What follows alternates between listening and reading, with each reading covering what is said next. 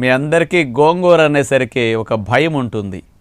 అలర్జీలు వస్తాయి, దద్దుర్లు వస్తాయి, నొప్పులు ఎక్కువ అవుతాయి, వాతం చేస్తుంది, కాళ్ళ నొప్పులకి పనికిరాదు, ఇది స్కిన్ అలర్జీస్ ఉన్న వారికి పూర్తిగా మానేయాలి, ఇది ఒక నెగిటివ్ ఫుడ్ అనేలాంటి ఇంప్రెషన్ ఉంది.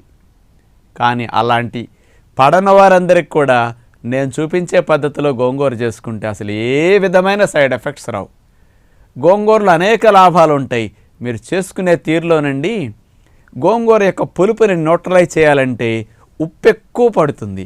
అసలు మీకు ఈ సమస్యలన్నీ వచ్చింది ఉప్పు ఎక్కువ వాడలే తప్ప గోంగూరలో ఉండే దోషం కాదని ఈ సత్యం ఎవ్వరికీ తెలియదు.